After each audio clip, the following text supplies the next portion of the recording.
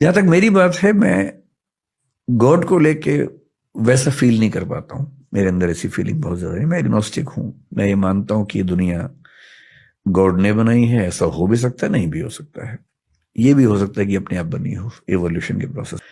मुझे ये जरूर लगता है कि ज्यादा चांसेस हैं कि कोई ना कोई फोर्स है इस सब के पीछे। पर वो फोर्स वैसी एकदम नहीं है जैसा धर्मों के लोग मानते हैं।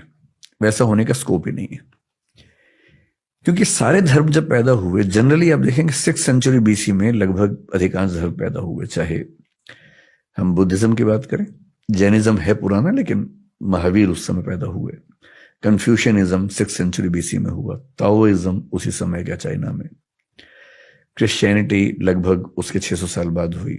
जूडाइज्म थोड़ा सा पहले से है, 6th सेंचुरी बीसी के आसपास कुछ कुछ दिख रहा है उसमें। Islam as an organize religion काफी देर में हुआ, हालांकि वो मानते हैं कि एडम के समय से उनका धर्म चलता है। धर्मों का विकास, ह्यूमन बीइंग का जो कॉग्निटिव डेवलपमेंट है, जब हम पहली बार सोचने लगे, हम तो मतलब कई अरब साल का प्रोसेस है एवोल्यूशन का। लगभग 1400 करोड़ साल के आसपास का प्रोसेस है, जिसमें पहली बार सोचने वाली स्पीशीज जो बनी हमारी, सोचने का प्रोसेस 70,000 साल पहले शुरू हुआ है। सिर्फ 70,000 साल से हम सोच रहे हैं। उसके पहले सोचने की क्षमता नहीं थी, ब्रेन ऐसा नहीं था। पिछले 2,500 साल से फिलॉसफी चल रही है, यानी सोचने के भी शुरुआती 67,500 साल में फिलॉसफी नहीं है। जब पेट भरने लगा, नियोलिथिक रिवॉल्यूशन हुआ, खेती होने लगी, सेटलमेंट्स होने लगी, तो कई लोगों को पहली बार भरपूर सोचने का मौका मिला। तब उन्होंने सोचा कि ये सब कैसे बना होगा। इमेजिन किया कि ईश्वर ने बनाया होगा। लंबे समय के बाद इमेजिन किया। इंटरेस्टिंग है कि भारतीय परंपरा में विष्णु के 10 अवतारों में पहला मत्स्य अवतार है, मछली का, पानी के अंदर। एवोल्यूशनिज्म कह रहे कि पानी से ही शुरुआत हुई। पश्चिम में 6th सेंचुरी बीसी में पहला फिलोसफर पैदा हुआ है, थेल्स नाम का। थेलीज बोलते हैं उसको कुछ लोग। वो क्या बोल रहा है कि दुनिया पानी से बनी है। ह्यूलिज्म बोलते हैं कि दुनिया पानी से बनी है। मैं जो कहना चाह रहा हूं कि सारी फिलोसफीज बहुत ज्यादा प्रभावित हैं इस संसार के अनुभवों से। जबकि सच यह है कि पूरे यूनिवर्स में, अगर मैं इस पूरी दीवार को यूनिवर्स मान लूं, तो जो हमारा पृथ्वी जो हमारी है ना, वो क्या मैं कहूं, एक मच्छर को भी 100 से डिवाइड कर देंगे उतना हिस्सा बनेगा। 1000 से डिवाइड कर। हाँ, इतनी छोटी पृथ्वी के कुछ 1000 साल के अनुभवों से हमने थियरीज बना ली हैं बड़ी बड़ी, कि भगवान, अल्लाह, गॉड। और आप देखेंगे बाइबल में, क्रिश्चियनिटी में ये माना गया कि ईश्वर ने पृथ्वी बनाई, एडम के लिए बनाई।